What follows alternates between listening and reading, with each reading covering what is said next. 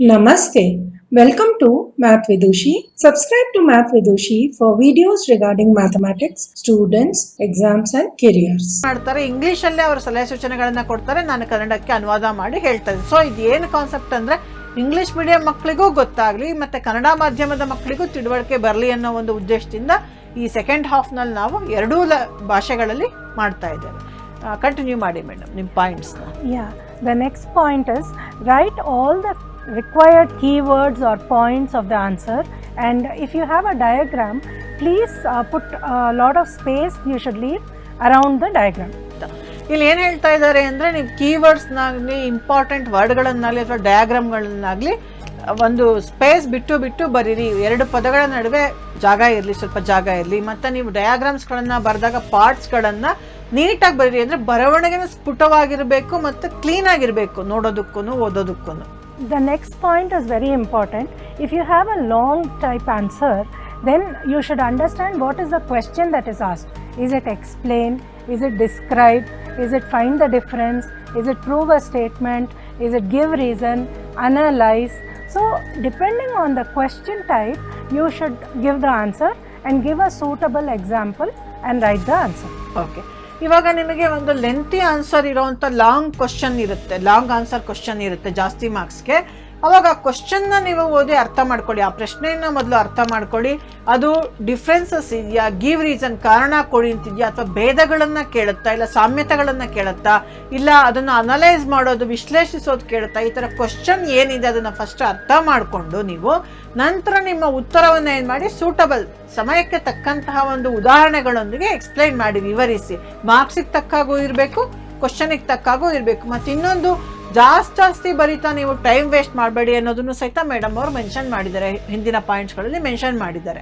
Next point. When a question is given for asking for differences between two things, draw a line in the middle of the paper and write the differences point by point and then give an example or diagram. ಈಗ ನಿಮಗೆ ಸಾಮ್ಯತೆ ಇಲ್ಲ ಭೇದಗಳು, ನಾನು ಸಾಮ್ಯತೆಗೂ ಹೇಳ್ತಾ ಇದ್ದೀನಿ, ಕೇಳುವಂಥ ಒಂದು ಪ್ರಶ್ನೆ ಇದೆ ಅಂತಂದರೆ ಆ ಎರಡು ಪಾಯಿಂಟ್ ಪರ್ಟಿಕ್ಯುಲರ್ ಆಗಿ ಎರಡು ಟಾಪಿಕ್ಸ್ ಏನು ಕೊಟ್ಟಿದ್ದಾರೆ ಅದನ್ನ ಎಡ ಬಲ ಒಂದು ಪೇಪರ್ನಲ್ಲಿ ಬರ್ಕೊಂಡು ಮಧ್ಯದಲ್ಲಿ ಒಂದು ಲೈನ್ ಹಾಕ್ಕೊಳ್ಳಿ. ಹಾಗೆ ಪಾಯಿಂಟ್ ಬೈ ಪಾಯಿಂಟ್ ಆನ್ಸರ್ ಬರೀಬೇಕು. ಎಸ್ಪೆಷಲಿ ಸೈನ್ಸ್ ಅಥವಾ ವಿಜ್ಞಾನದಲ್ಲಂತೂ ಪಾಯಿಂಟ್ ಬೈ ಪಾಯಿಂಟೇ ಬರೀಬೇಕು. ಅದು ಬಿಟ್ಟು ಜನರಲ್ ಆಗಿ ನಿಮಗೆ ಸಾಮ್ಯತೆ ಇಲ್ಲ ಭೇದಗಳ ಬಗ್ಗೆ ಒಂದು ಕ್ವಶನ್ ಇದ್ದಾಗ ಪಾಯಿಂಟ್ ಬೈ ಪಾಯಿಂಟ್ ಆನ್ಸರ್ ಬರೀರಿ. ಮತ್ತು ಯಾವುದೇ ಒಂದು ಪಾಯಿಂಟ್ಗೆ ಉದಾಹರಣೆಗಳಿದ್ದಾಗ ಆ ಪಾಯಿಂಟ್ ಬರ್ದಾದ್ಮೇಲೆ ಉದಾಹರಣೆ ಅಂತ ಕೆಳಗಡೆ ಒಂದು ಸಪ್ರೇಟ್ ಲೈನಲ್ಲಿ ಉದಾಹರಣೆಯನ್ನು ಬರೀರಿ. ಅದೇ ರೀತಿ ಅಲ್ಲಿ ಚಿಕ್ಕ ಡಯಾಗ್ರಾಮ್ಗಳು ಅಥವಾ ಚಿತ್ರಗಳ ಅವಶ್ಯಕತೆ ಇದ್ದರೆ ಖಂಡಿತ ಚಿಕ್ಕದಾಗಿ ಅಲ್ಲಿ ಬಿಡಿಸಿ ಅದೇನು ಬರೀಬೇಕೋ ಆ ಕ್ವಶನಿಗೆ ರಿಲೇಟೆಡ್ ಸಂಬಂಧಪಟ್ಟ ಹಾಗೆ ನೀವು ಉತ್ತರನ ಬರೀಬೇಕು. Next point. The next point is, when you do not write complicated sentences, write simple sentences. If there is any complicated sentence, try to break it into 2 or 3 different sentences and write it. That will make the answer easier to understand by the examiner. Okay. ಇವಾಗ ನಿಮಗೆ ಯಾವುದೋ ಒಂದು ಪ್ರಶ್ನೆಗೆ ಉತ್ತರ ನೀವು ಬರೆಯುವಾಗ ತುಂಬ ಕಷ್ಟಕರವಾಗಿ, ತುಂಬ ಉದ್ದುದ್ದ ಸೆಂಟೆನ್ಸು, ತುಂಬ ಕ್ಲಿಷ್ಟ ಪದಗಳು, ತುಂಬ ಗ್ರಾಂಥಿಕ ಪದಗಳು ಟೆಕ್ಸ್ಟ್ ಬುಕ್ಕಿಂದ ತೆಗೆದಾಗ ಕೆಲವು ಕೀವರ್ಡ್ಸ್ ಆಗಲಿ, ಕೆಲವೊಂದು ಟೆಕ್ಸ್ಟ್ ಬುಕ್ ಸೆಂಟೆನ್ಸಸ್ ಅವರೊಂದು ಸ್ಟ್ಯಾಂಡರ್ಡ್ ಮೇಂಟೈನ್ ಮಾಡಿರ್ತಾರೆ. ಸೊ ಅದನ್ನೇ ನೀವು ಮಗಪ್ ಮಾಡಿನೋ ಅಥವಾ ಅದನ್ನೇ ಅರ್ಥ ಮಾಡ್ಕೊಂಡು ಅದನ್ನೇ ಬರಿತೀವಿ ಬಾಯ್ಪಾಠ ಮಾಡಿಕೊಂಡು ಅಥವಾ ಓದ್ಕೊಂಡು ಅಂತಾದರೆ ತುಂಬ ಕ್ಲಿಷ್ಟಕರವಾಗಿರುತ್ತೆ. ಆವಾಗ ಅಷ್ಟು ಉದ್ದವಾಗಿರೋ ಒಂದು ವಾಕ್ಯವನ್ನ ನೀವು ತುಂಡರಿಸಿ 2-3 ಸಿಂಪಲ್ ಆಗಿರೋ ಸರಳವಾಗಿರೋ ವಾಕ್ಯಗಳನ್ನಾಗಿ ಮಾಡಿಕೊಂಡು ಬರಿಬೋದು. ಇದರಿಂದ ಓದೋರ್ಗು, ಯಾಕೆಂದರೆ ವ್ಯಾಲ್ಯೂಯೇಷನ್ ಮಾಡುವಾಗ ಅವ್ರ ಮನಸ್ಥಿತಿ ಯಾವ ರೀತಿ ಇರುತ್ತೆ ಗೊತ್ತಿಲ್ಲ, ಬಟ್ ನಿಮ್ಮ ಆನ್ಸರ್ ಉತ್ತರ ಕರೆಕ್ಟ್ ಆಗಿದ್ದು ಸರಳವಾಗಿದ್ದು ಓದಿದ ತಕ್ಷಣ ಅರ್ಥ ಆಗೋಂಗಿದ್ರೆ ಖಂಡಿತ ನಿಮಗೆ ಅದಕ್ಕೆ ಮಾರ್ಕ್ಸು ಅಂಕಗಳು ಸಿಕ್ಕೇ ಸಿಗುತ್ತೆ. The next point is very important. When you start a sentence or write the most important keyword or the most important word that you want in the answer, you should write in the first sentence of the answer. Okay. ಇವಾಗ ನಿಮಗೆ ಯಾವುದಾದ್ರೂ ಒಂದು ಆನ್ಸರಲ್ಲಿ ಉತ್ತರದಲ್ಲಿ important ಮುಖ್ಯವಾಗಿರೋ ಪ್ರಮುಖವಾಗಿರೋ ಒಂದು ಪದ ಇದೆ ಅಂತಂದರೆ ನೀವು ಅದನ್ನು ಮೊದಲನೇ ಒಂದು ಸಾಲಿನಲ್ಲೇ ಆ ಉತ್ತರದಲ್ಲಿ ಆ ಪದವನ್ನು ಸೇರಿಸಿ ಬರೆದ್ಬಿಡಬೇಕು. ಇದು ಈ ಪಾಯಿಂಟಿನ ಒಂದು ಅಭಿಪ್ರಾಯ. Next, I would like to tell some points about maths, how to write a maths or even a numerical in science. Okay. ಇವಾಗ ಅವ್ರು ಏನು ಮಾಡ್ತಾ ಇದ್ದಾರೆ, ಪರ್ಟಿಕ್ಯುಲರ್ ಆಗಿ ಮ್ಯಾಥ್ಸ್ ಅಥವಾ ಒಂದು ಸಂಖ್ಯೆಗೆ ಸಂಬಂಧಪಟ್ಟ ವಿಷಯಗಳಿಗೆ ಯಾವ ರೀತಿ ಉತ್ತರಿಸಬೇಕು ಅನ್ನೋದನ್ನ ಒಂದು ಟಾಪಿಕ್ ವೈಸ್, ಒಂದು ವಿಷಯದ ವನ್ನು ತೆಗೆದುಕೊಂಡು ಈಗ ಅವರು ಪಾಯಿಂಟ್ಸ್ಗಳನ್ನು ಕೊಡ್ತಾ ಇದ್ದಾರೆ, ಖಂಡಿತ ಗಮನಿಸಿ. So the first thing you should do is read the question and write down what is given in your question. After that, you should write down what is a formula or a theorem that you are going to use to find the answer.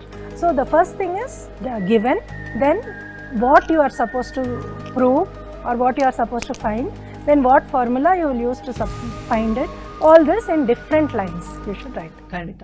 ಮೊದಲನೇದಾಗಿ ಮ್ಯಾಥ್ಸ್ಗೆ ಸಂಬಂಧಪಟ್ಟ ಯಾವುದೇ ಒಂದು problem ಅಥವಾ ಸಮಸ್ಯೆ ಇತ್ತಂದರೆ, ಗಣಿತಕ್ಕೆ ಸಂಬಂಧಪಟ್ಟಿದ್ದು, ನೀವು ಆ ಪ್ರಶ್ನೆಯನ್ನು ಚೆನ್ನಾಗಿ ಓದಿ ಅರ್ಥ ಮಾಡ್ಕೊಳ್ಳಿ. ಅದು ಒಂದು ಸಮೀಕರಣ ಅಥವಾ ಒಂದು ಸೂತ್ರವನ್ನು ಬಳಸಿ ಸಾಲ್ವ್ ಮಾಡೋದಾ, ಪರಿಹರಿಸೋದಾ, ಅಥವಾ ಒಂದು ಥಿಯರಮ್, ಆ ಪ್ರಮೇಯನ ಅಂತ ನೋಡ್ಕೊಳ್ಳಿ.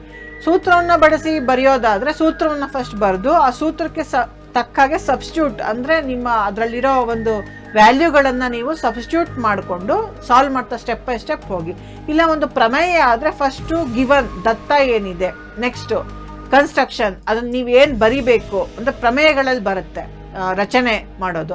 ಆಮೇಲೆ ಟು ಪ್ರೂವ್, ಏನನ್ನ ನೀವು ಪ್ರೂವ್ ಮಾಡಬೇಕು ಅನ್ನೋದು ಫಸ್ಟ್ ಬರೆದು ನಂತರ ದತ್ತ, ಆಮೇಲೆ ರಚನೆ ಹಾಗೂ ಪ್ರೂಫ್, ಆಮೇಲೆ ಅದಕ್ಕೆ ನೀವು ಏನು ಒಂದು ಪ್ರೂಫ್ ಪ್ರಮಾಣವನ್ನು ಕೊಡ್ತೀರೋ ಅದನ್ನು ಸ್ಟೆಪ್ ಬೈ ಸ್ಟೆಪ್ ಕೊಟ್ಕೊಂಡು ಆ ಪ್ರಮೇಯವನ್ನಾಗಲಿ ಅಥವಾ ಒಂದು ಕರೋಲರಿ ಅಥವಾ ಚಿಕ್ಕ ಚಿಕ್ಕ ಒಂದು ಪಾಠಗಳನ್ನಾಗಲಿ ಮ್ಯಾಥಮೆಟಿಕ್ಸಲ್ಲಿ ನೀವೇನು ಮಾಡಬೇಕು, ಸಾಲ್ವ್ ಮಾಡ್ತಾ ಹೋಗಬೇಕು. Whatever diagrams or constructions you should draw with a sharp pencil, and labeling the diagram is very important. ಯಾವುದಾದ್ರೂ ಒಂದು ಡ್ರಾಯಿಂಗ್ ಅಂದರೆ ಡಯಾಗ್ರಾಮ್ಗಳಿದ್ದಾಗ ಕೆಲವೊಂದು ರಚನೆಗಳು ಬರುತ್ತೆ, ಕನ್ಸ್ಟ್ರಕ್ಷನ್ಸ್, ಇದು ಟ್ಯಾಂಜೆಂಟ್ ಡ್ರಾ ಮಾಡೋದು, ಈ ಥರದ್ದೆಲ್ಲ ಇದ್ದಾಗ ಪೆನ್ಸಿಲ್ಗಳನ್ನು ಶಾರ್ಪ್ ಆಗಿ ಇಟ್ಕೊಳ್ಳಿ. ಮತ್ತು ಸ್ಟ್ರೈಟ್ ಲೈನ್ ಇದ್ದಾಗ ಕೈಯಲ್ಲಿ ಹಾಕಕ್ಕೆ ಹೋಗಬೇಡಿ, ಸ್ಕೇಲ್ ಯೂಸ್ ಮಾಡಿ. ಈ ರೀತಿ ಶಾರ್ಪ್ ಆಗಿರೋ ಪೆನ್ಸಿಲ್ಗಳನ್ನು ಯೂಸ್ ಮಾಡ್ಕೊಂಡು ಬರೀರಿ. ಮತ್ತು ಪಾರ್ಟ್ಗಳನ್ನು ಮೆನ್ಷನ್ ಮಾಡೋದಾಗಲಿ ಅಥವಾ for example 6 centimetre straight line, ಅದನ್ನು ನೀಟಾಗಿ ಮೆನ್ಷನ್ ಮಾಡಿ, ಕ್ಲೀನಾಗಿ ಕಾಣೋ ಹಾಗಿರಬೇಕು, ಸುಂದರವಾಗೂ ಇರಬೇಕು. ಅದು ಅಂಕಿಗಳೇ ಇರ್ಬೋದು, ಅಕ್ಷರಗಳಿಲ್ದಲೇ ಇರ್ಬೋದು, ಬಟ್ ಅದನ್ನು ಸಹಿತ ನೀವು ಸುಂದರವಾಗಿ ಬರವಣಿಗೆಯಲ್ಲಿ ತೋರಿಸಿರ್ಬೇಕು. Then the next point is, after you find the answer, you should leave a space, write the answer very clearly, and then put the number or whatever your answer is, put the units and draw a box over it. Okay, ಈಗ ಕಡೆಯಲ್ಲಿ mathematics ಗಣಿತದಲ್ಲಿ ನೀವು ಒಂದು ಸಮಸ್ಯೆಯನ್ನು ಪರಿಷ್ಕರಿಸಿದ್ರಿ, ಅದಕ್ಕೆ ಉತ್ತರವನ್ನು ಬರಿಬೇಕು. ಅವಾಗ ಏನು ಮಾಡಿ, ಒಂದು ಲೈನ್ ಆ ಸಾಲ್ವ್ ಮಾಡಿರೋ ಸ್ಟೆಪ್ಸನ್ನು ಬಿಟ್ಟು ಒಂದು ಸಾಲನ್ನು ಬಿಟ್ಟು ಆನ್ಸರ್ ಅಥವಾ ಉತ್ತರ ಅಂತ ಮಾರ್ಜಿನಲ್ಲಿ ಬರೆದು ನೀವು ಆನ್ಸರನ್ನು ಬರೆದು ಅದಕ್ಕೆ ಯೂನಿಟ್ಗಳು ಯಾವಾಗ ಬರುತ್ತೆ, ಫಿಸಿಕ್ಸಲ್ಲಿ, ಭೌತಶಾಸ್ತ್ರದಲ್ಲಿ ಮತ್ತು ಫಿಸಿಕಲ್ ಕೆಮಿಸ್ಟ್ರಿನಲ್ಲಿ ಬರುತ್ತೆ.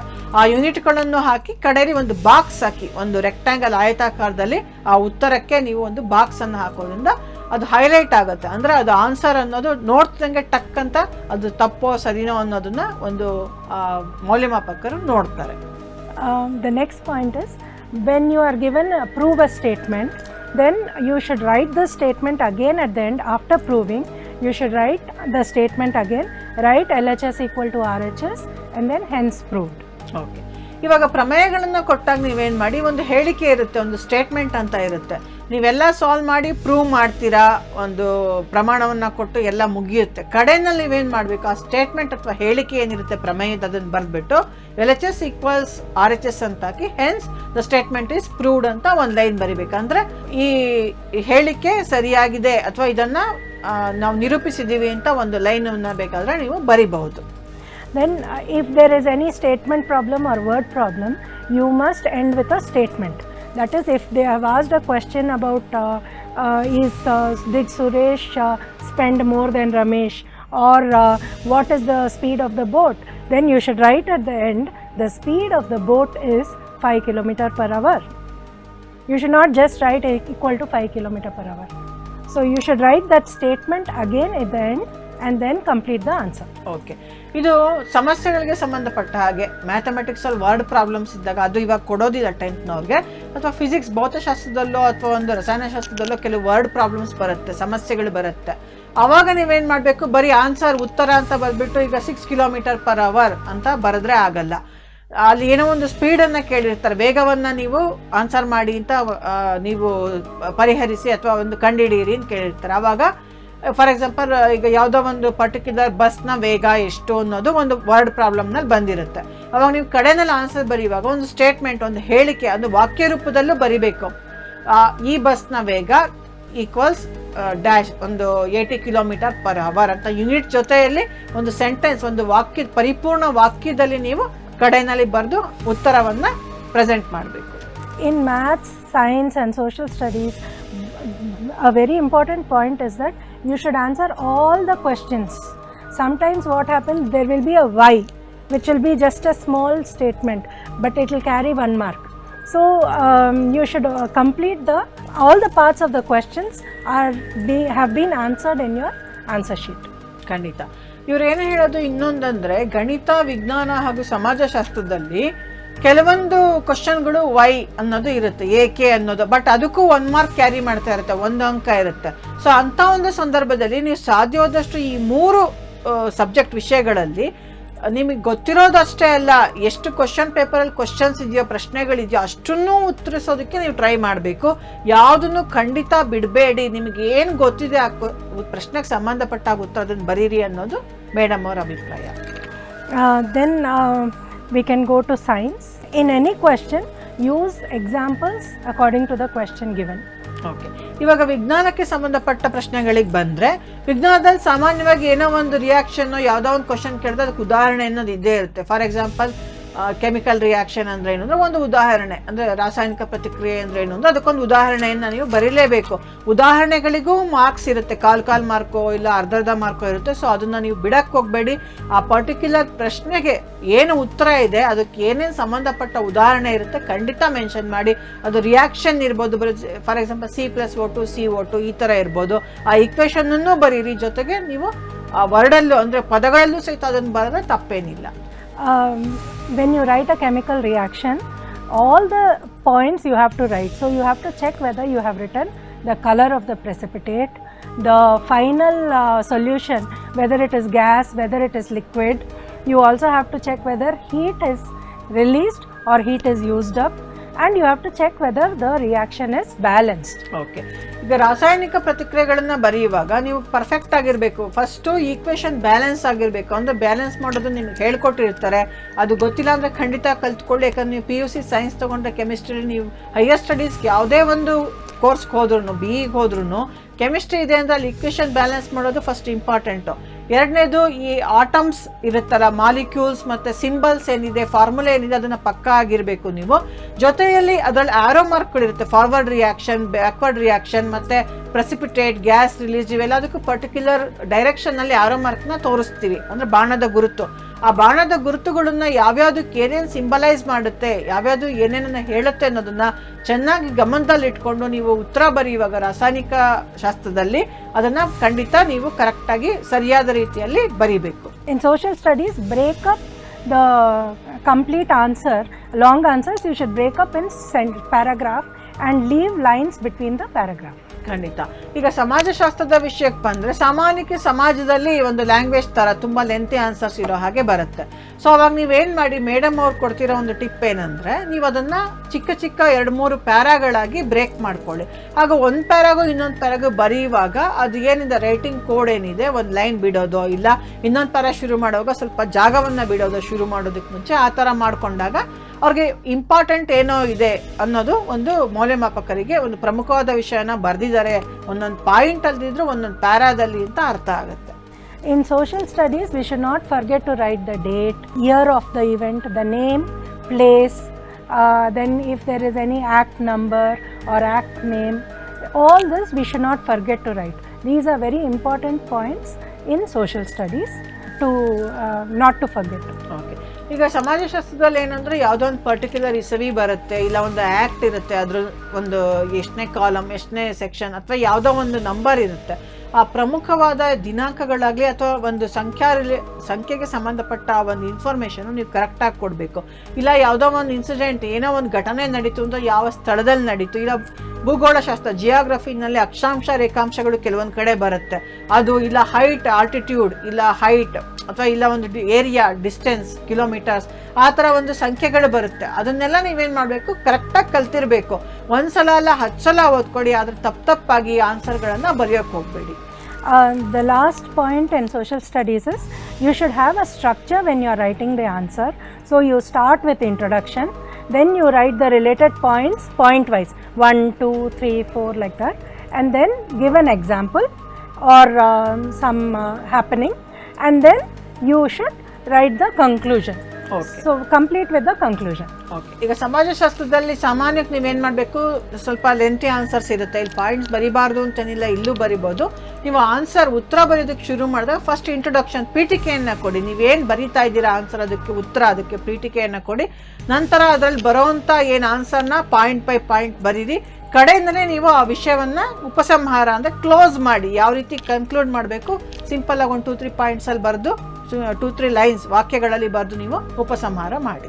ಮುಂದಿನ question, how to manage time in exams or how to ensure that paper is completed. ಅಂದರೆ ಎಕ್ಸಾಮ್ನಲ್ಲಿ ಪರೀಕ್ಷೆ ಬರೆಯುವಾಗ ಯಾವ ರೀತಿ ಕಾಲವನ್ನು ಸದುಪಯೋಗ ಪಡಿಸ್ಕೊಳ್ಳೋದು ಮತ್ತು ಆ ಕ್ವಶನ್ ಪೇಪರ್ ಪ್ರಶ್ನೆ ಪತ್ರಿಕೆಯನ್ನು ಪೂರ್ತಿಯಾಗಿ ಉತ್ತರಿಸಿದ್ದಾಗಿದೆ ಅಂತ ಹೇಗೆ ಕಂಡುಹಿಡ್ಕೊಳ್ಳೋದು.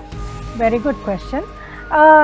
That is the reason why we said in the beginning when we were talking about exams and how to study, we said have keep writing chapter tests. So any chapter test you should probably have 9 to 10 questions and finish it in 40 minutes, not more than that. ಖಂಡಿತ.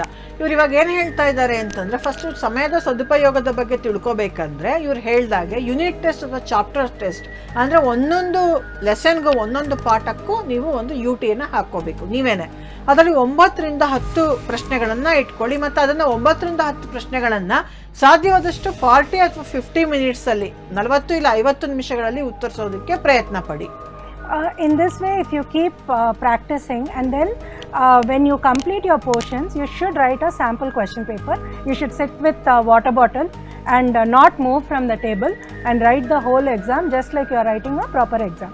That is the time when you are able to realize whether you are able to finish all the questions or not, or how you can improve the time in that.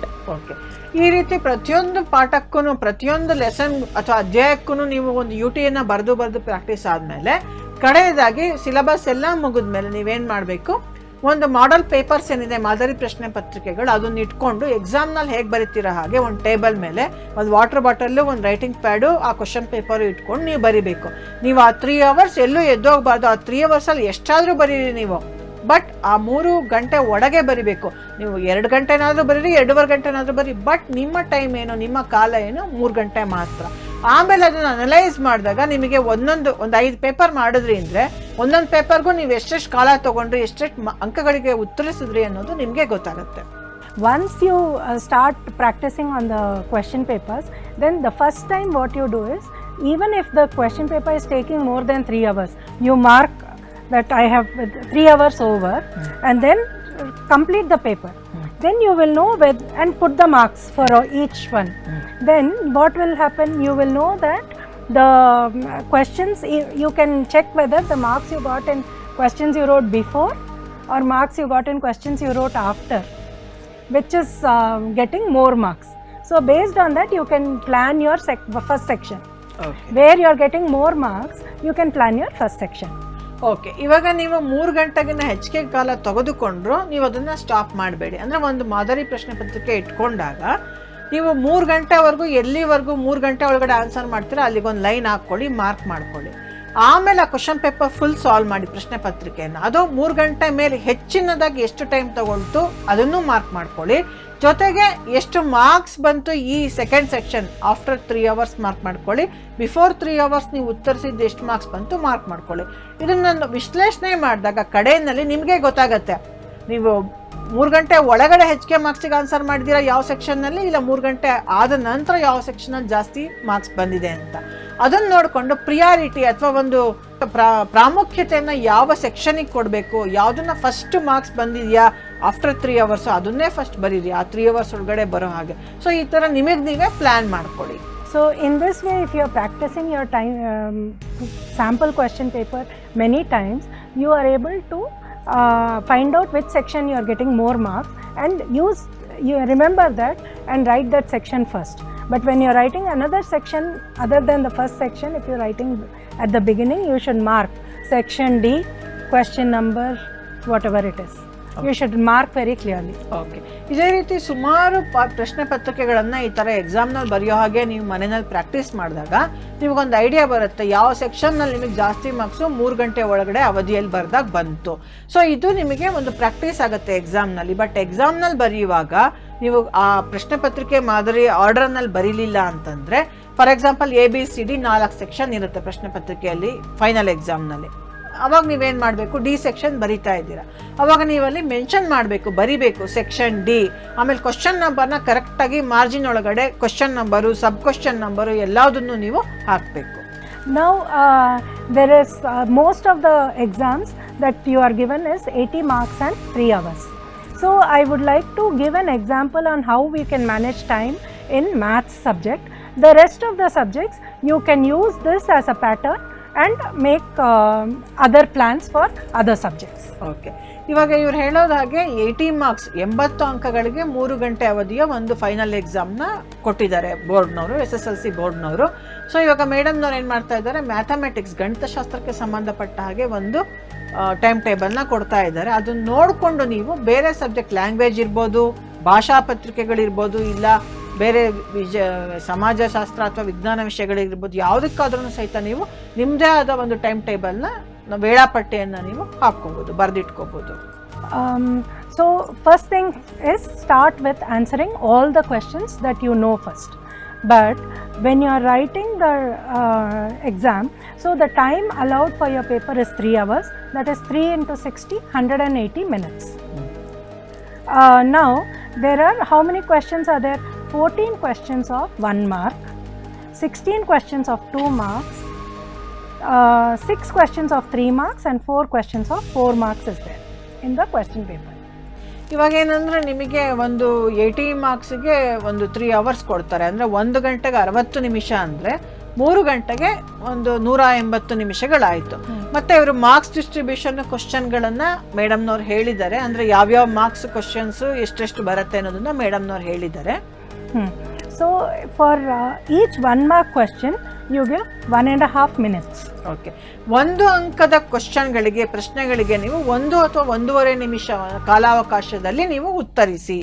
So 14 questions are there. First section 8 questions, second section 6 questions.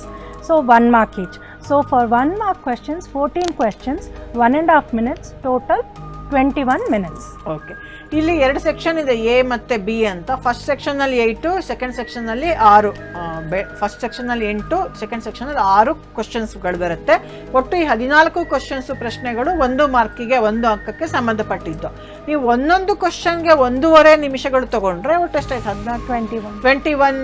ಒಂದು approximate ಆಗಿ ಅಂದಾಜಿನಲ್ಲಿ 21 ನಿಮಿಷ ಅಲ್ಲಿ ನಿಮಗೆ ವ್ಯಯ ಆಗುತ್ತೆ ಕಾಲ. The 2 mark questions, there are 16 questions and you have to give 3 marks you allot to each question. Okay. So you get a total of 3 multiplied by 16, 48 minutes. Start with answering all the questions you know well. Write the question number and section correctly. Allot 1.5 minutes for each 1 mark question. So there are 8 questions and 6 questions of 1 mark questions. So there is total of 14 questions. 14 questions, if you give 1.5 minutes each, you are using 21 minutes for 1 mark questions. Now the 2 mark questions, there are 16 2 mark questions. You can allot approximately 3 minutes for each 2 mark question. So you will get 16 multiplied by 3, that is 48 minutes you are completing the 2 mark questions. Now you have, for 3 mark questions you are giving 6 minutes each. Use 36 minutes, that is 6 questions multiplied by 6 minutes each, you will use 36 minutes. Next is the 4 mark questions. There are 4 questions of 4 marks each, you will use 8 minutes. So allot 8 minutes for each 4 mark questions, you will use 8 multiplied by 4, that is 32 minutes you are using.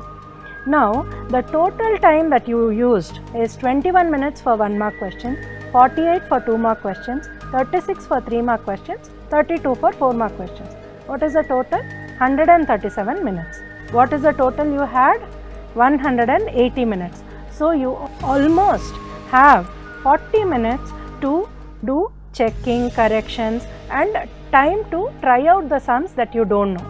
So first complete whatever you know using this timetable and then you try the sums in the leftover time. ಇವಾಗ madam ಅವ್ರು ಹೇಳ್ತಿರೋ ಹಾಗೆ ನೀವು ನಿಮಗೆ ಗೊತ್ತಿರೋ ಪ್ರಶ್ನೆಗಳಿಗೆಲ್ಲ ಉತ್ತರಿಸೋದಕ್ಕೆ ಶುರು ಮಾಡಿ ಅನ್ನೋದು ಮೇಡಮ್ ಅವರ ಅಭಿಪ್ರಾಯ. ಮತ್ತು ಇವರು 1 ಮಾರ್ಕ್ ಕ್ವಶನ್ಗೆ ಎಷ್ಟು ಮಿನಿಟ್ಸ್ ಕೊಡಬೇಕು, 2 ಮಾರ್ಕ್ಸ್ ಕ್ವಶನ್ಗೆ ಎಷ್ಟು ಮಿನಿಟ್ಸ್ ಕೊಡಬೇಕು, 3 ಮಾರ್ಕ್ಸ್ ಕ್ವಶನ್ ಎಷ್ಟು ಮಿನಿಟ್ಸ್ ಕೊಡಬೇಕು, 4 ಮಾರ್ಕ್ಸ್ ಕ್ವಶನ್ಸ್ಗೆ ಪ್ರಶ್ನೆಗಳಿಗೆ ಎಷ್ಟು ಮಿನಿಟ್ಸ್ ಕೊಡಬೇಕು ಅಂತ ಎಕ್ಸ್ಪ್ಲೈನ್ ಮಾಡಿದ್ದಾರೆ. ಅದೆಲ್ಲ ಹೆಚ್ಚು ಕಡಿಮೆ 1 ರಿಂದ 110 ಮಿನಿಟ್ಸ್ ಆಗ್ಬೋದು. ಇನ್ನು 180ನಲ್ಲಿ 60 to 70 ನಿಮಿಷಗಳು, 60 ರಿಂದ 70 ನಿಮಿಷ, 40 ಅಥವಾ ಒಂದು 40 ರಿಂದ 50 ನಿಮಿಷಗಳು ನಿಮಗೆ ಕಡೆನಲ್ಲಿ ಕಾಲಾವಕಾಶ ಇರುತ್ತೆ. ಅದನ್ನು ನೀವೇನು ಮಾಡಬೇಕಂದ್ರೆ ರಿವಿಷನ್ ಮಾಡ್ಕೊಳ್ಳೋಕೆ, ನೀವು ಬರೆದಿರೋ ಪ್ರಶ್ನೆಗಳನ್ನು ಉತ್ತರಗಳನ್ನು ಸರಿ ಇದೆಯಾ, ಕ್ವಶನ್ ನಂಬರ್ಸ್ ಪ್ರಶ್ನೆಗಳಿಗೆ ನಂಬರ್ಗಳು ಕರೆಕ್ಟಾಗಿ ಹಾಕಿದ್ದೀರಾ, ಆನ್ಸರ್ ಸರಿ ಇದೆಯಾ, ಇಲ್ಲ ಅಲ್ಲೇನಾದರೂ ಕನ್ಫ್ಯೂಷನ್ ಇದೆಯಾ, ಅದನ್ನು ಮತ್ತೆ ರೀರೈಟ್ ಮಾಡಬೇಕಾ, ಮತ್ತೆ ಬರಿಬೇಕಾ, ಇಲ್ಲ ಯಾವುದಾದ್ರೂ ಕ್ವಶನ್ಗೆ ಆನ್ಸರ್ ಅಲ್ಲಿಗೆ ಮರ್ತೋಗಿ ಇಲ್ಲ ಗೊತ್ತಾಗ್ದಲೇ ಬಿಟ್ಟಿದ್ದೀರಾ, ಅದನ್ನು ಇವಾಗ ನೆನಪಾಗುತ್ತಾ ಅನ್ನೋದನ್ನು ಆ ಕಡೆಯಲ್ಲಿರುವಂಥ 40 ರಿಂದ 50 ನಿಮಿಷಗಳ ಕಾಲಾವಕಾಶದಲ್ಲಿ ನೀವು ಬರೆದುಕೊಂಡು ಸರಿದೂಗಿಸ್ಕೋಬೋದು. Like this, in the same manner, you can also plan for other subjects like science, social studies. For example, for science 5 mark questions, maximum you can give 8 marks, 8 minutes. For science 5 mark questions, you can give maximum of 8 minutes. If you have a drawing and describing the drawing, then maximum 10 minutes. So based on that, if you make a timetable for looking at your pattern of question paper and looking at your hours, number of hours, then you will know how much time you have for questions that you don't know. ಅಂದರೆ madam ಅವ್ರು ಇವಾಗ ಏನು ಹೇಳ್ತಿದ್ದಾರೆ ಅಂದರೆ, ಈ mathematics time table ನಿಮಗೆ ಗೊತ್ತಾಯಿತು, question ಪೇಪರಲ್ಲಿ ಒಂದೊಂದು ಪ್ರಶ್ನೆಗೂ ಯಾವ ರೀತಿ ಎಷ್ಟೆಷ್ಟು ನಿಮಿಷಗಳ ಕಾಲಾವಕಾಶದಲ್ಲಿ ಉತ್ತರಿಸಬೇಕು. ಅದೇ ರೀತಿ ವಿಜ್ಞಾನಕ್ಕೆ ಸಂಬಂಧಪಟ್ಟ ಹಾಗೆ 5 ಮಾರ್ಕ್ಸ್ ಕ್ವಶನ್ ಇದೆ ಅಂದರೆ 8 ರಿಂದ 10 ನಿಮಿಷ ಅದರ ಡಯಾಗ್ರಾಮ್ಸು ಅಥವಾ ಇನ್ನೇನೋ ಎಕ್ಸಾಂಪಲ್ಸ್ ಬರೆಯೋದು, ಈಕ್ವೇಷನ್ ಬರೆಯೋದು ಇತ್ತಂದರೆ ಒಂದು 8 ರಿಂದ 10 ನಿಮಿಷ ಕಾಲಾವಕಾಶ. ಸೊ ಇದನ್ನು ಒಂದು ಸಬ್ಜೆಕ್ಟಿಗೆ, ಒಂದು ವಿಷಯಕ್ಕೆ ಮಾಡಿದ್ರೆ ನಿಮಗೆ ಬೇರೆ ವಿಷಯಗಳಿಗೆ ಮಾಡೋದಕ್ಕೆ, ಬೇರೆ ಪಾಠಗಳಿಗೆ ಮಾಡೋದಕ್ಕೂ ಒಂದು ಐಡಿಯಾ ಬರುತ್ತೆ, ಒಂದು ಬಗೆ ಹೇಗೆ ಅಂತ ಗೊತ್ತಾಗುತ್ತೆ. ಅದು ನೀವೇ ನೆಕ್ಸ್ಟ್ ಟೈಮ್ ಟೇಬಲ್ ಹಾಕ್ಕೊಂಡು ಈ ಥರ ಮಾರ್ಕ್ಸು ಮತ್ತು ಟೈಮ್ ಡಿಸ್ಟ್ರಿಬ್ಯೂಷನ್ ಮಾಡಿಕೊಂಡು ಪ್ರಾಕ್ಟೀಸ್ ಮಾಡ್ಬೋದು. ನಾವು you please tell me about time table, ಅಂದರೆ ಹೇಗೆ ಟೈಮ್ ಟೇಬಲ್ ಸೆಟ್ ಮಾಡ್ಕೊಳ್ಳೋದು ವಿದ್ಯಾರ್ಥಿಗಳು ಅನ್ನೋದ್ರ ಬಗ್ಗೆ ನಮಗೆ ಒಂದು ಟಿಪ್ಸ್ ಕೊಡಿ. Okay, I have a ready-made timetable that you are seeing on the screen. So this timetable I have written according to a generic way. You can change this by using a blank timetable and then change the timing or change what is difficult, what is easy. You can take a printout of this blank timetable from my website mathvidushi.in. ಇವಾಗ ಮೇಡಮ್ನವ್ರು ಏನು ಹೇಳಿದ್ರು, ಅವರೊಂದು time ಟೇಬಲ್ನ ಇವಾಗ screen ಮೇಲೆ ಕಾಣಿಸ್ತಾ ಇದೆ ನಿಮಗೆಲ್ಲ. ಆ ಒಂದು ಜನರಲ್ ಆಗಿ ಒಂದು ಟೈಮ್ ಟೇಬಲ್ ರೆಡಿ ಮಾಡಿದ್ದಾರೆ. ಅದರಲ್ಲಿ ಟೈಮಿಂಗ್ಸ್ ಆಗಲಿ ಇಲ್ಲ ಕೆಲವೊಂದು ಬ್ರೇಕ್ಗಳಾಗಿ ಕೆಲವೊಂದು ಸಬ್ಜೆಕ್ಟ್ಸ್ಗಳಾಗಲಿ ನೀವು ಬದಲಾವಣೆ ಮಾಡ್ಕೋಬೋದು. ಇದು ಒಂದು ಫ್ರೀ ಬ್ಲ್ಯಾಂಕ್ ಅಂದರೆ ಖಾಲಿ ಇರೋವಂಥ ಈ ಒಂದು ಟೈಮ್ ಟೇಬಲ್ಲು ಮೇಡಮ್ ಅವರ ವೆಬ್ಸೈಟ್ ಅಡ್ರೆಸ್ ಕೆಳಗಡೆ ಬರ್ತಾ ಇದೆ. ಅದರಿಂದ ಉಚಿತವಾಗಿ ನೀವು ಡೌನ್ಲೋಡ್ ಮಾಡ್ಕೋಬೋದು. ಜೊತೆಗೆ ನಿಮ್ಗೆ ಏನೇ ಒಂದು ಸಂದೇಹಗಳಿದ್ರು ಮೇಡಮ್ನವ್ರ ನಂಬರ್ ಬರ್ತಾ ಇದೆ, ಅದಕ್ಕೆ ನೀವು ವಾಟ್ಸಾಪ್ ಆಗಲಿ ಅಥವಾ ಅವ್ರ ಮೇಲ್ ಐ ಡಿ ಇದ್ದರೆ ಅದಕ್ಕೆ ಮೇಲ್ ಆಗಲಿಕ್ಕೆ ಸಹಿತ ನೀವು ಮಾಡ್ಬೋದು. So what I have planned in the sample timetable is, you start at 6 a.m. and then you are studying till 10:30 p.m.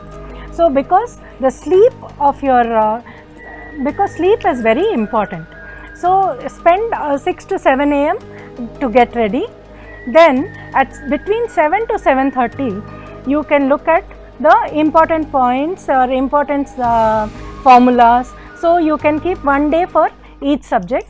So I have kept maths formulas for Monday, science formulas for Tuesday, for social dates and social maps for Wednesday and Thursday, and Friday I put grammar points.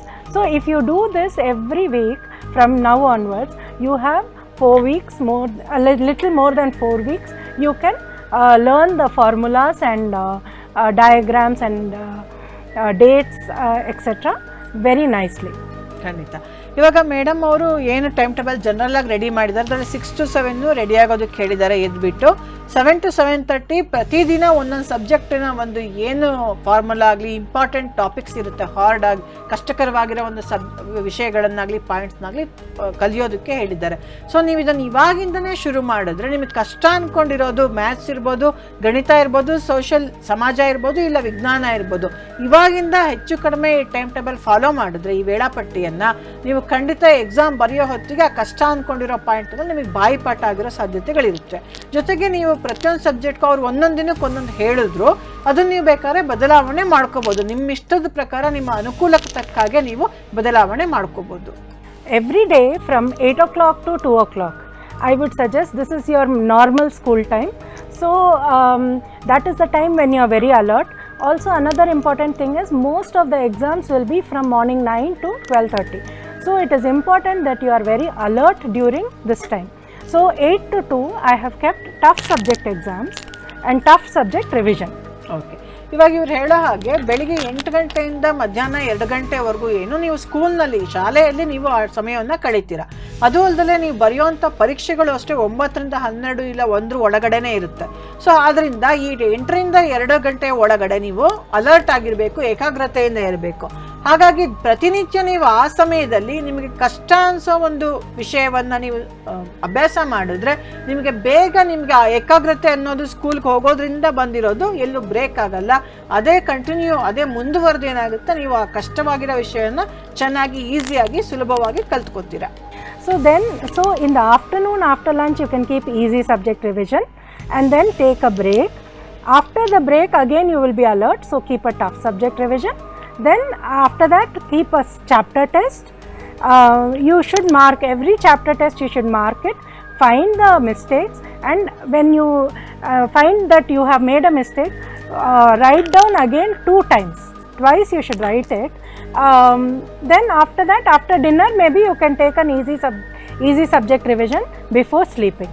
Okay, 2 ಗಂಟೆ ನಂತರ ನೀವು ಮತ್ತೆ ಮಧ್ಯಾಹ್ನ break ತೊಗೊಳ್ಳಿ. ಊಟ ಅಥವಾ ತಿಂಡಿ ಆದ ನಂತರ ನೀವೇನು ಮಾಡ್ಬೋದು, 2:45 ನಂತರ ನೀವೇನು ಮಾಡ್ಬೋದು, ಒಂದು ನಿಮ್ಗೆ ಈಸಿ ಆಗಿರೋ ಸಬ್ಜೆಕ್ಟನ್ನು ರಿವೈಸ್ ಮಾಡ್ಕೊಳ್ಳಿ, ಸುಲಭವಾಗಿರೋದನ್ನ. ಅದಾದ ನಂತರ ಮತ್ತೆ ನೀವು ಬ್ರೇಕ್ ತೊಗೊಳ್ಳೋದ್ರೆ ಸಂಜೆಯ ಬ್ರೇಕನ್ನು ತೊಗೋಬೋದು. ಮತ್ತು ಆ ಬ್ರೇಕ್ ಆದಮೇಲೆ ನಿಮಗೆ ಕಷ್ಟವಾಗಿರೋ ಸಬ್ಜೆಕ್ಟನ್ನೇ ತೊಗೊಳ್ಳಿ.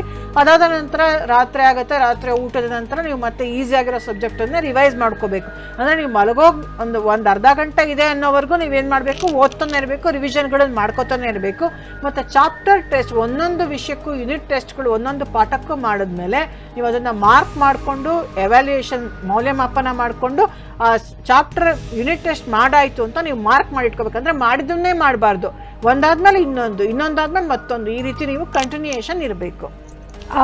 Another important thing is if you have holidays on Saturdays and Sundays, then get ready and write an exam from exactly 10 to 1. So if your exam time is between 10 to 1, write an exam between 10 to 1. So then you do after lunch you can correct it, mark it, and then write the mistakes that you have done. After that again 5 to 8 you write another exam. ಖಂಡಿತ. ಈಗ ನಿಮಗೆ ಶನಿವಾರ ಹಾಗೂ ಭಾನುವಾರ ರಜಾ ಇತ್ತಂದರೆ, ಯಾಕಂದರೆ study holidays ಅಂತ ಕೊಡ್ತಾರೆ ಓದೋದಕ್ಕೋಸ್ಕರ ಅಭ್ಯಾಸಕ್ಕೆ ಅಂತ ರಜಾ ದಿನಗಳನ್ನು, ಅಂಥ ಟೈಮ್ನಲ್ಲಿ ಶನಿವಾರ ಭಾನುವಾರ ನಿಮಗೆ ರಜೆಗಳು ಇತ್ತಂದರೆ ಶಾಲೆಗೆ, ಅವಾಗ ನೀವೇನು ಮಾಡ್ಬೋದು, ಬೆಳಿಗ್ಗೆ ಒಂದು 10ರಿಂದ 1 ಒಳಗೆ ಪರೀಕ್ಷೆ ಒಂದು ಟೈಮ್ ನಿಗದಿಪಡಿಸಿದರೆ ಆ ಟೈಮಲ್ಲಿ ನೀವು ಆ 2 ದಿನ ಏನು ಮಾಡಿ ಕ್ವಶನ್ ಪೇಪರ್ ಪ್ಯಾಟರ್ನ್ ಏನು ಮಾದರಿ ಪ್ರಶ್ನೆ ಪತ್ರಿಕೆಯನ್ನು ಎಕ್ಸಾಮ್ನಲ್ಲಿ ಬರೆಯೋ ಹಾಗೆ ಬರಿತೀರ ಆ ಥರ ಬರೀರಿ. ಆಮೇಲೆ ಮಧ್ಯಾಹ್ನ ಊಟ ಆದಮೇಲೆ ಅದನ್ನು ವ್ಯಾಲ್ಯೂಯೇಷನ್ ಮಾಡಿಕೊಂಡು ಮೌಲ್ಯಮಾಪನ ಮಾಡಿಕೊಂಡು ಕರೆಕ್ಟಾಗಿರೋದನ್ನೆಲ್ಲ ಮಾರ್ಕ್ ಮಾಡಿಕೊಂಡು ತಪ್ಪಾಗಿರೋದನ್ನೆಲ್ಲ ರೀರೈಟ್ ಮತ್ತೆ ಬರೆದು ಅಥವಾ ಓದ್ಕೊಂಡು ಮತ್ತೆ ಸಂಜೆ ಏನು ಮಾಡಬೇಕು, 5ರಿಂದ 8 ಮೇಲೆ ನೀವು ಇನ್ನೊಂದು ಸಬ್ಜೆಕ್ಟನ್ನು ತೊಗೊಂಡು ಮಾಡ್ಬೋದು, ಪರೀಕ್ಷೆಯನ್ನು ಬರಿಬೋದು. ಅಂದರೆ ಶನಿವಾರ 2 ವಿಷಯ 2 ಸಬ್ಜೆಕ್ಟ್ಸು, ಭಾನುವಾರ 2 ಸಬ್ಜೆಕ್ಟ್ಸ್, ಅಂದರೆ ಒಟ್ಟು 4 ಎಕ್ಸಾಮ್ಗಳನ್ನು ನೀವು ಮಾದರಿಯಾಗಿ ಬರ್ದಂಗೆ ಆಗುತ್ತೆ.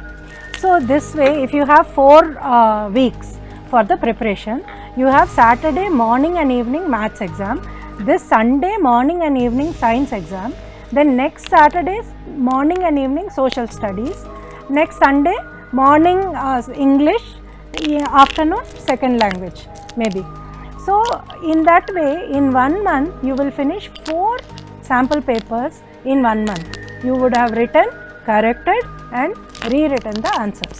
ಅಂದರೆ 1 ತಿಂಗಳಲ್ಲಿ 4 ಶನಿವಾರ ಭಾನುವಾರಗಳು ಬರೋದ್ರಿಂದ ನೀವು ಮೊದಲನೇ ಶನಿವಾರ ಏನು ಮಾಡಬೇಕು, ಬೆಳಿಗ್ಗೆ ಸಂಜೆ ಮ್ಯಾಥ್ಸ್ ಮಾಡಬೇಕು, ಮೊದಲನೇ ಭಾನುವಾರ ಬೆಳಿಗ್ಗೆ ಸಂಜೆ ಸೈನ್ಸ್ ಮಾಡಬೇಕು, ಆಮೇಲೆ 2ನೇ ಶನಿವಾರ ಸೋಷಿಯಲ್ ಮಾಡಬೇಕು, 2ನೇ ಭಾನುವಾರ ನೀವೇನು ಮಾಡಬೇಕು, ಬೆಳಿಗ್ಗೆ ಇಂಗ್ಲೀಷ್ ತೊಗೊಂಡು ಸಂಜೆ ಏನು ಮಾಡಬೇಕು, ನೆಕ್ಸ್ಟ್ ಯಾವುದಿರುತ್ತೆ ಒಂದು ಸಬ್ಜೆಕ್ಟ್, ಕನ್ನಡನೋ ಸಂಸ್ಕೃತನೋ ಅಥವಾ ಹಿಂದಿನೋ ಯಾವುದಿದೆ ಒಂದು ಲ್ಯಾಂಗ್ವೇಜ್ ಕಷ್ಟವಾದ್ದು ಅದನ್ನು ಮಾಡಬೇಕು. ಈ ಥರ ನೀವು ಮಾಡಿದ್ರೆ 1 ತಿಂಗಳಲ್ಲಿ 2 ಸಲ ನೀವು ರಿವೈಸ್ ಮಾಡ್ದಂಗೆ ಆಗುತ್ತೆ, ಒಂದೊಂದು ಸಬ್ಜೆಕ್ಟ್ಗೂ 4 ಎಕ್ಸಾಮ್ ಬರ್ದಂಗೆ ಆಗುತ್ತೆ. So this is so please download this empty timetable from my website and make your own timetable. If you want, for 2 weeks you can make one timetable, next 2 weeks you can make another timetable. ಖಂಡಿತ. ಇವರು ಮೊದಲೇ ಹೇಳಿದಾಗೆ ಇದು ಒಂದು time table pattern, ವೇಳಾಪಟ್ಟಿಯ ಒಂದು ಮಾದರಿ ಏನು ಸಿಗುತ್ತೆ ಇವರ ವೆಬ್ಸೈಟಲ್ಲಿ ಸಿಗುತ್ತೆ. ನೀವು ಉಚಿತವಾಗಿ ಡೌನ್ಲೋಡ್ ಮಾಡ್ಕೋಬೋದು. ಮತ್ತು ನಿಮಗೆ ಹೇಗೆ ಅನುಕೂಲನೋ ಹಾಗೆ ವೇಳೆಗಳನ್ನಾಗಲಿ ಅಥವಾ ವಿಷಯಗಳನ್ನಾಗಲಿ ಬದಲಾವಣೆ ಮಾಡ್ಕೋಬೋದು. ಅಥವಾ ನಿಮಗೇನಾದರೂ ಬೇಕಾದರೆ 2 ವಾರಕ್ಕೆ ಒಂದು ಟೈಮ್ ಟೇಬಲ್, 2 ವಾರಕ್ಕೆ ಒಂದು ಟೈಮ್ ಟೇಬಲ್, ಇಲ್ಲ 1 ತಿಂಗಳಿಗೆ ಒಂದು ಟೈಮ್ ಟೇಬಲ್, ಇಲ್ಲ ಎಕ್ಸಾಮ್ ಹತ್ರ ಬರ್ತಾ 1 ತಿಂಗಳಿಗೆ ಅಥವಾ 15 ದಿನಕ್ಕೆ ಇನ್ನೊಂದು ಫಾಸ್ಟ್ ಟೈಮ್ ಟೇಬಲ್ನ ರೆಡಿ ಮಾಡ್ಕೋಬೋದು. ವೀಕ್ಷಕರೇ, ಈಗ ಕಾರ್ಯಕ್ರಮದ ಕಡೆಯ ಭಾಗಕ್ಕೆ ಬಂದಿದ್ದೇವೆ. ಮೇಡಮ್, ಇವಾಗ ನಮ್ಮ ಸ್ಟೂಡೆಂಟ್ಸ್ಗೆ, ನಮ್ಮ ವಿದ್ಯಾರ್ಥಿಗಳಿಗೆ ಫೈನಲ್ ಮೆಸೇಜ್ ಏನಾದರೂ ಕೊಡೋದಿದ್ರೆ ಕೊಟ್ಬಿಡಿ. First of all, thanks to Basava TV and Radhika ma'am from the bottom of my heart for this opportunity. I wish all the students all the very best for the exams. My message to the students is to work hard and with lot of focus, with lot of concentration, and achieve a goal that you have set for yourself. Keep working, keep practicing. You know that marks are very important, but marks are not the only important thing in life. So even if you get less marks, don't get emotional. Remember that life is very long and it's a very long journey. So I have full confidence in you that you will all study very well and achieve all your goals. ಖಂಡಿತ. Madam ಅವರ ಅಭಿಪ್ರಾಯದಲ್ಲಿ ಹರಿಣಿ ರಾಯದುರ್ಗಮ್ ಅವ್ರು ಏನು expect ಮಾಡ್ತಾ ಇದ್ದಾರೆ ಅಂದರೆ, ಅವರು ಎಲ್ಲ ವಿದ್ಯಾರ್ಥಿಗಳು ಏಕಾಗ್ರತೆಯಿಂದ, ಸಂಯಮದಿಂದ ಮತ್ತು ಖಂಡಿತ ಹಾರ್ಡ್ ವರ್ಕೇ ಮಾಡಬೇಕು. ಸ್ಮಾರ್ಟ್ ವರ್ಕ್ ಅನ್ನೋದು ಎಜುಕೇಷನ್ನಲ್ಲಿಲ್ಲ. ಅದು ಇದ್ದು ಎಲ್ಲಿ ಬರುತ್ತೆ ಅನ್ನೋದು ಮುಂದೆ ಹೈಯರ್ ಸ್ಟಡೀಸ್ಗೆ ಹೋದಾಗ ನಿಮಗೆ ಗೊತ್ತಾಗುತ್ತೆ. ಸೊ ಇವಾಗ ನೀವು ತುಂಬ ಎಫರ್ಟ್ ಹಾಕಿ ಏಕಾಗ್ರತೆಯಿಂದ ಓದಬೇಕು ಅನ್ನೋದು ಮೇಡಮ್ ಅವರ ಅಭಿಪ್ರಾಯ. ಜೊತೆಗೆ ಅವರ ಒಂದು ಅಭಿಪ್ರಾಯದಲ್ಲಿ 10th ಸ್ಟ್ಯಾಂಡರ್ಡ್ ಅಥವಾ SSLC ಅನ್ನೋದು ನಿಮ್ಮ ಜೀವನದಲ್ಲಿ ಒಂದು ಘಟ್ಟ, ಒಂದು ಮೊದಲನೇ ಒಂದು ಸ್ಟೆಪ್, ಒಂದು ಹೆಜ್ಜೆ ಅಂತ ಇಟ್ಕೊಳ್ಳಿ. ಅದನ್ನೇ ನೀವು ಇಲ್ಲಿಗೆ ಮುಗಿದೋಯ್ತು, ಜಾಸ್ತಿ ಮಾರ್ಕ್ಸ್ ಬಂದ್ರೇ ಲೈಫು 10th ಇಲ್ಲ ಕಡಿಮೆ ಮಾರ್ಕ್ಸ್ ಬಂದ ಮಾತ್ರಕ್ಕೆ ಇನ್ಯಾವುದಾದ್ರೂ ಒಂದು ಕೆಟ್ಟ ಒಂದು ಯೋಚನೆಗಳು ಸುಳಿದಾಡುತ್ತೆ, ಇಲ್ಲ ಯಾರಾದರೂ ಮಾತಾಡ್ಕೊಳ್ಳೋದು ಕೇಳುತ್ತೆ. ಖಂಡಿತ ಅಂಥ ಒಂದು ಕೆಟ್ಟ ಆಲೋಚನೆಗಳಿಗೆ ಬಲಿಯಾಗಬೇಡಿ. ಹಾಗೂ ಅವರು ಏನಂದರೆ ಫುಲ್ಲು ಆತ್ಮವಿಶ್ವಾಸದಿಂದ ಖಂಡಿತ ನೀವು ಈ ಎಕ್ಸಾಮ್ನಲ್ಲಿ ಚೆನ್ನಾಗಿ ಬರೆದು ಒಳ್ಳೆಯ ಅಂಕಗಳನ್ನ ತೆಗಿಬೇಕು ಅನ್ನೋದು ಹರಿಣಿ ರಾಯದುರ್ಗಮ್ ಅವರ ಒಂದು ಆಶಯ ಆಗಿದೆ. ಕಡೆಯದಾಗಿ ಏನಾದರೂ ವಿದ್ಯಾರ್ಥಿಗಳಿಗೆ ಮೆಸೇಜ್ ಕೊಡೋದಿದೆಯಾ ಮೇಡಮ್? ಎಲ್ಲ ವಿದ್ಯಾರ್ಥಿಗಳಿಗೆ ಶುಭಾಶಯಗಳು, ವಂದನೆಗಳು, ಧನ್ಯವಾದಗಳು. ವೀಕ್ಷಕರೇ, ನಮ್ಮ ಇವತ್ತಿನ ವಿದ್ಯಾರ್ಥಿ ಮಿತ್ರ ಕಾರ್ಯಕ್ರಮಕ್ಕೆ ಹರಿಣಿ ರಾಯದುರ್ಗಮ್ ಅವರು ಬಂದು, ಅವರು ಕರ್ನಾಟಕದವರು ಅಲ್ದಲೇ ಹೋದರು, ಅವರ ಮಾತೃಭಾಷೆ ಕನ್ನಡ ಅಲ್ದಲೇ ಹೋದರೂ ಸಾಧ್ಯವಾದಷ್ಟು ಪ್ರಯತ್ನಪಟ್ಟು ನಮ್ಮ ಒಂದು ಕರ್ನಾಟಕದ ವಿದ್ಯಾರ್ಥಿಗಳಿಗೆ, ಎಸ್ಪೆಷಲಿ ಒಂದು 10th ಎಕ್ಸಾಮ್ ಫೇಸ್ ಮಾಡ್ತಿರೋ ವಿದ್ಯಾರ್ಥಿಗಳಿಗೆ ಸಾಕಷ್ಟು ಸಲಹೆಗಳನ್ನು, ವೇಳಾಪಟ್ಟಿಗಳನ್ನು, ಎಲ್ಲ ಮಾರ್ಗದರ್ಶನವನ್ನು ನೀಡಿದ್ದಾರೆ. ಇವರಿಗೆ ನಮ್ಮ ಬಸವ TV ತಂಡದ ಪರವಾಗಿ ಧನ್ಯವಾದಗಳು. ವೀಕ್ಷಕರೇ, ನಮ್ಮ ಇವತ್ತಿನ ವಿದ್ಯಾರ್ಥಿ ಮಿತ್ರ ಕಾರ್ಯಕ್ರಮ ಎಲ್ಲಿಗೆ ಮುಗಿತಾ ಇದೆ. ಇದೇ ರೀತಿ ಹೊಸ ವಿಷಯಗಳೊಂದಿಗೆ ಮತ್ತೆ ಬರ್ತಾ ಇರ್ತೇವೆ. ಅಲ್ಲಿಯವರೆಗೂ ನಿರಂತರವಾಗಿ ನೋಡುತ್ತೀರಿ ಬಸವ TV. ಶರಣಾರ್ಥಿ.